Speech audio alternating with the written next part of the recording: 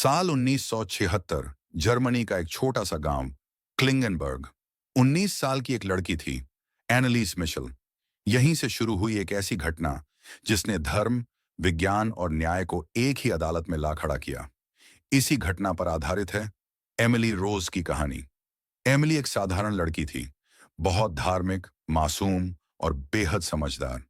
उसके माता पिता उस पर गर्व करते थे।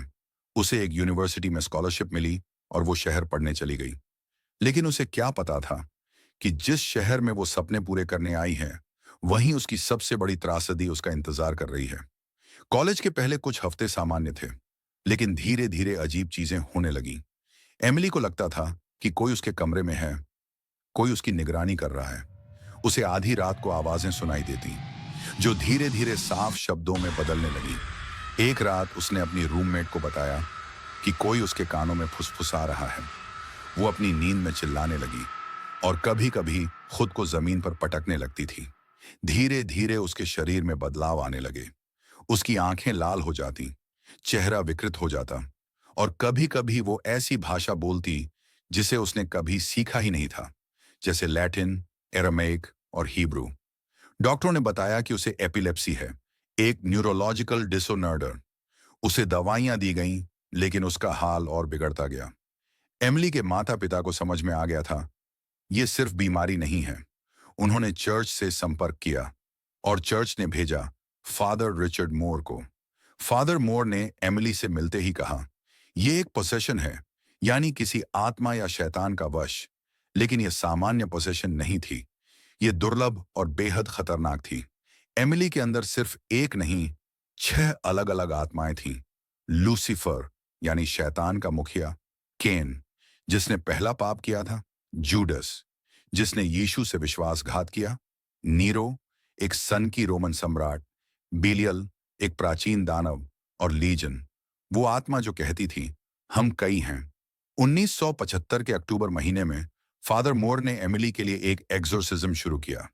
यह प्रक्रिया 10 महीने तक चली और उस दौरान एमिली की हालत धीरे धीरे और भी खराब होती गई। एक्सोर्सिज्म के दौरान उसे जमीन पर गिरते, अजीब तरह से शरीर को मोड़ते, दीवारों पर चढ़ते और भयंकर आवाजों में बोलते देखा गया। वो घंटों तक चीखती रहती और कई बार अपने शरीर को खुद घायल कर लेती थी। एक बार उसने लैटिन में चिल्लाकर कहा, मैं उन्हें नहीं छोड़ूंगी, ये मेरी है। उसकी आवाज किसी बूढ़े आदमी जैसी भारी और खौफनाक हो जाती थी। एमिली ने फादर मोर से खुद कहा, अगर मेरा दर्द और मेरी हालत लोगों को यह यकीन दिला सके कि शैतान असली है, तो मुझे इसे सहने दो। उसने खुद अपनी मर्जी से एक्सोर्सिज्म पूरी करने की अनुमति दी, चाहे उसकी जान ही क्यों न चली जाए। 1 जुलाई 1976 को एमिली की मौत हो गई।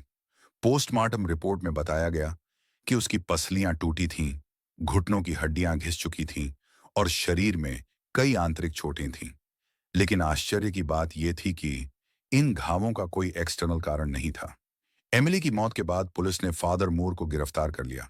उन पर आरोप था कि उन्होंने एक बीमार लड़की को इलाज से दूर रखा और उस पर एक्सोर्सिज्म थोप दिया। ये मामला कोर्ट तक गया और बन गया इतिहास का सबसे चर्चित धार्मिक बनाम वैज्ञानिक केस। कोर्ट में एमिली की हालत के ऑडियो रिकॉर्डिंग सुनाई गई, जिसमें वो अलग अलग आवाजों में चीख रही थी, कई भाषाएं बोल रही थीं और कह रही थीं, मुझे अकेला छोड़ दो, I am not Emily anymore. Father Moore ने अदालत में एक खत पढ़ा जो एमिली ने अपनी मौत से कुछ दिन पहले लिखा था। मुझे अब पता है कि मुझे क्यों चुना गया। मेरे दर्द के माध्यम से लोग सच को देखेंगे। मैं अब डरती नहीं हूं।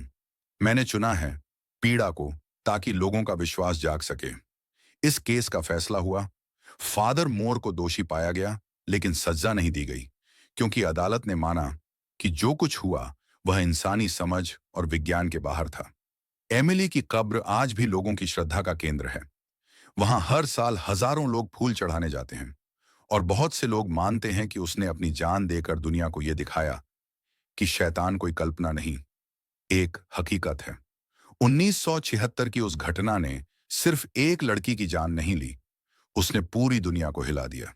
और अगर आज भी कोई रात के अंधेरे में अकेले सो रहा हो और अचानक कमरे की हवा ठंडी हो जाए, तो बस एक बात याद रखना, शैतान अभी भी यहीं है।